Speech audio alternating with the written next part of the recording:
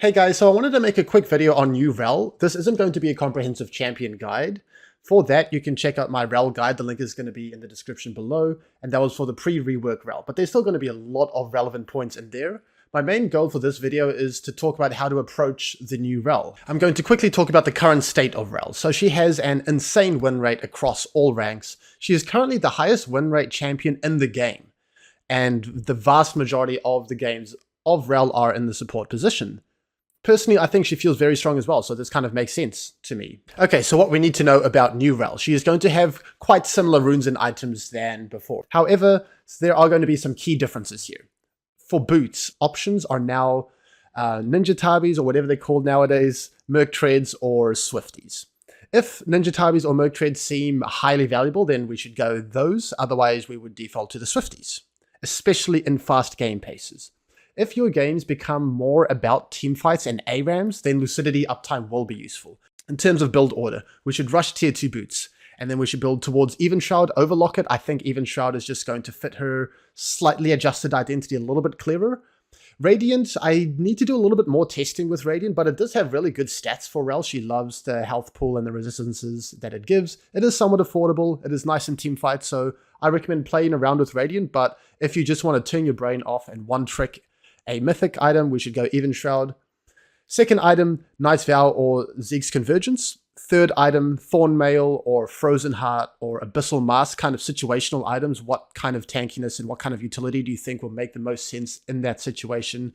Now for runes, this is going to be the same as the champ guide for the most part. Glacial Augment, Hex Flash, Futures Market, and Cosmic Insight. For secondary runes, we are going to go Resolve 8 times out of 10 and Domination around 2 times out of 10. It's not worth going Conditioning to try to scale the extra resistances that you get nowadays with your passive stacking up a little bit more. You want to either go Bone Plating or Second Wind for more lane presence with Font of Life or Unflinching, depending on what you feel is going to give you more value. I don't think you need Unflinching too often with Rell, because she has her dismounting W to jump forward, and you can use that to buffer CC very well. If we are not going to go Resolve Tree and we're going Domination secondary, then we're going to go Zombie, Ward, and Relentless Hunter for roaming. I believe she got a lot worse in the 2v2 lane, especially versus ranged champions, with her Q wind-up time, with her lower range Q and her lower range W. So it's very noticeable, it's hard to be proactive in these matchups, and so you're going to need to consider opting in for a more roam-oriented setup with that Zombie Ward, clear out those wards, with that Relentless Hunter obviously out of combat movement speed. Melee lanes, you can find windows to land spells, but melee supports just aren't too common across the board, across elos, so there is going to be that stronger argument to sack lane and roam. Moving on to level order, and for the most part, I think we should max Q first, and then E, and then W. Putting extra points in your W doesn't increase the amount of crowd control that you do at all, and it doesn't reduce the cooldown either. It is also harder to find these Ws in lane, and so it just makes sense to put more points into Q then, because Q gives reduced cooldown now, and so that will increase kind of your uptime of skirmishing, of putting out CC.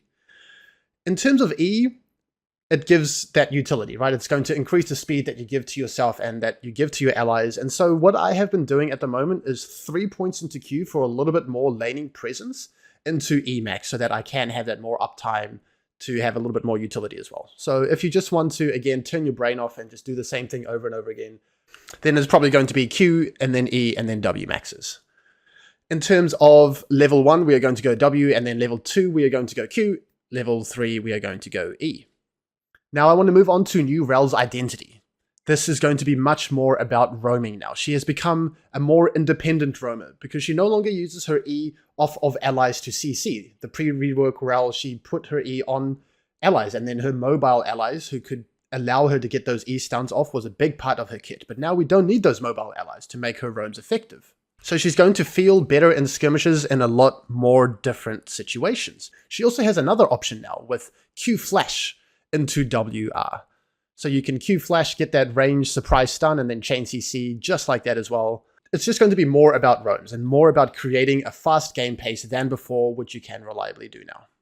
Moving on to new Rell's matchups. So ranged across the board got harder for her. It is so hard to two-step, and when I say two-step, I'm talking about the two-step process, which is a tool that I talk about in my coaching with my students, the first step, you engage, you chunk out the enemies, you force crucial cooldowns, and then you back off. And then the next time your engage tool is up, you commit to that kill. And if you just can't get in range to do that initial step of engage, then of course we can't really find that second engage, find that kill. So we're just going to have to be a little bit more careful with how we approach these lanes. The Q is too slow and short range. The W is too short range. So what we can do in lane, we can hope for the enemy to misstep and to potentially also look to punish last hits. So the enemy ADCs are going to reliably walk up to contest last hits, and then we can use that as an opportunity to find a dismounting W. Or we can use our flash to force an advantage. Of course, we can flash W onto someone and then they're going to get hit, or they're going to have to flash as well. Or we could look to remount and then use that remount W speed and our E speed to try and get in range to find that two-step process. Something else that we can do with our flash is in lane. We can Q flash into W, and this is going to be chain CCable. The amount of duration that they are stunned by your Q gives you enough time to immediately cast your W and chain CC them. So this is a little extra toy that Rell, the new Rell, has gotten over the old Rell. In general, versus range matchups, we are going to be looking to roam more, and you're still going to have a great kit to deal with melee support, so don't worry about that too much. There are a lot of lane counters to Rell still. In terms of ADCs, Lucian, he's mobile, he will dash away. Draven, his E is going to hard counter your W, trying to get in range. Vayne, Ezreal, these mobile ADCs, you're still going to have a tough time to reliably get on top of. In terms of supports, ranged disruptions of her W is going to counter her the most. So champions like Milio, his Q. Janna, her Q, her R. Renata, her Q. Or pretty much any ranged champion under the sun, just because they can keep that range and potentially stay out of Rell's engage range. Okay, let's start off the example section with showing you a little bit of a laning phase. And so I'm going to be hitting the first wave quite a lot because I don't feel confident in being able to engage as much as before, and also because minion waves get here faster, so I really want to make sure I hit that level 2 spike. The Kai'Sa is walking up way too far here, and so I actually do find a W. This isn't how the Kai'Sa should be positioning, but just keep your eye open for these opportunities. You still will be able to find and engage a two-step like that if the opportunity presents itself. So obviously I use my engage. Now the Kai'Sa is heavily chunked out. And what we're going to notice now is that I'm going to be staying dismounted because I don't really trust that I'm going to be able to find a great window to remount and then dismount and land that dismounting W, right? I feel like I'm going to have a little bit more threat with just staying dismounted and then having that remount to potentially charge towards them. Okay, nothing too special is going to be happening here. The wave doesn't crash properly, so we're going to look to crash this wave, set up that freeze so that we can have a long lane state so that we can potentially kill them. Nothing new there. And then there's going to be a little bit of action, so I'm going to skip past this. We're going to roam towards the enemy Shaco invading, move back towards bot, posture to hold the freeze, move to cancel a base, and then they think that they can punish that. I call their bluff. I'm going to stand here. I'm going to fight. And here, this range with your Q is something worth noting that you couldn't really do before. And if you really want to try and line up your Qs, right? The hitbox, it's quite forgiving around yourself, and it kind of points forward as well. Kind of like a lollipop hitbox in a way, just like the opposite direction. So I find a two-man Q, and then I'm chasing forwards, I'm autoing. And Rell's extended fights are still quite scary, right? If we look at her cooldowns, 10 seconds on her Q, around 10 seconds on her W as well. And so we will be able to find that second Q, find that remounting or that dismounting W again, and then these extended fights are still going to feel pretty good. And so we can see that kind of play out. Find that second Q, or dodging the Soraka's Q, and then finding that second Q, again a two-man stun. And then my second W is going to come up, and then we can just get quite a lot done here. And then we're going to come back to lane. And I wanted to show this game as an example of the laning phase because I have a Karthus jungle, and so he's not a very proactive jungle, right? He's not looking to skirmish, and he's not very mobile either, so it's just hard to get too much done with him. I have a kill lane here with the Callista. I'm versus a couple of mobile squishies. So I'm going to put a little bit of emphasis on the laning phase for this one, and we can just have a look at what can still be done. Maxing Q. Threatening from fog. And here we can kind of see the woes of the new W and how short range it is. But I do want to point something out on the back end. I'm trying to jump forwards, and on old Rell, this W actually would hit. But unfortunately with that reduced range, it doesn't. But we still have that Q to extend that range. And we can also use our E because it does an explosion of damage on your next auto attack or on your next Q. We can find a decent kind of explosion trade on the back end and then just kind of cut it. So in a way, that was a 2-step as well. And then I'm going to be staying dismounted, so I have that mounting W threat. And then I'm going to charge forwards, and now I have a little bit more threat than if I was mounted and I am looking to dismount. And so I'm charging menacingly towards the Kai'Sa, and then the Soraka is just a little bit too far out of position. So now I can use my Q, get that stun, and get that flip back, which you couldn't do before. And then we find an all-in on the Soraka. Cool. Let's keep going. And then the same thing. Even if you miss your W, you can use your extended Q range with your E explosion to apply your glacial to stun them and to potentially get something done. So I'm not deterred that I'm missing my W, quote unquote missing. I'm getting in range to land my Q with my E explosion. And then we pick up another kill there. So now we're going to have a look at some examples of roaming and skirmishing, which is her new complete identity. I am around my jungler, and then I notice that there's a fight down here, so I instantly move down, commit here, press my E, give my Kai'Sa the move speed, I get my move speed as well, and then I can get to this fight at a reasonable time. Lucian flashes, he dies, I am right in the fight. I am being very confident and aggressive with my decisions. I'm going to deny the blast cone here. And you can see that the cooldowns are quite relatively low, which is nice for these extended fights.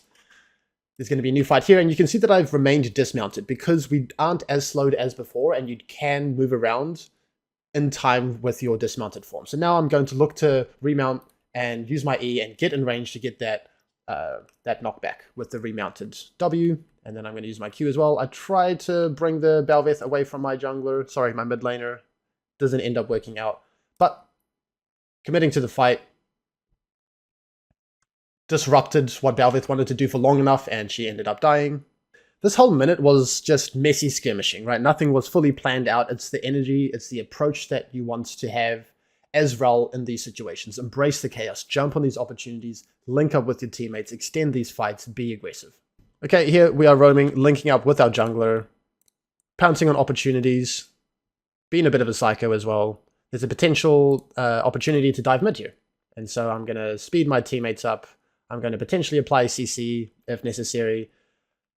I notice Ivan kind of stranded by himself on the back end here. I notice Blitz trying to enter, and then I just start skirmishing once again. It's not planned out, but it's the energy and it's the decisiveness that is going to go a long way with this champion.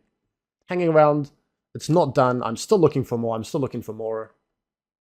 Posturing, waiting for that opportunity to come. Maybe my cooldowns will come back up, and then I'm going to have some more agency. Sprint forwards, dodge that with my move speed, find the kill onto the Ivern. Okay, and so here we are going to be linking up again with our jungler, looking for opportunities. Maybe someone is vaguely out of position. I'm going to group up. I'm going to look to get it started, land that Q, put that E onto both of us for that move speed, get a bunch of damage, get a bunch of map pressure. I don't really care what happens here. And then the enemies, they're just not really going to know how to handle this, how to deal with all of this fighting, all of this chaos, this fast game pace. They're going to start messing up. You're just confident, decisive, and pouncing on the skirmish opportunities and embracing your champion's identity. We flourish in these situations. Just get stuck in there. Have some fun. Just in case there was any doubt, your champion is more than capable of still finding these teamfight primary initiations. Slash W into R. Nice little wombo with the fiddlesticks. Finally, I just wanted to give a quick visual of the new Q flash into WR initiation that you can do. And this is going to be harder to react to than flash WR, of course. You're going to want to do this if the enemy has mobility, if they have their flashes up. Play around with this, it can feel pretty good. So I'm going to Q flash. Unfortunately, I missed the Lucian, but we can just pretend that my primary target is the Leona here. Q flash into immediate W into R, and they're just going to get chain CC'd with no counterplay. I would say one of the most important takeaways for this video is to not be afraid of mistakes. They are necessary, they are part of the process, and especially with a champion that wants to embrace skirmishing so much, you're not going to be able to plan these out ahead of time perfectly. You just need to get in there with the right mentality. Thanks for watching. Please consider liking and subscribing if you enjoyed. Big thank you to all of my Patreons over here. I really couldn't do this without you. The links for coaching, for Patreon, for my School of Support Discord server, for socials, they're all going to be linked in the description below. Any and all support is greatly appreciated.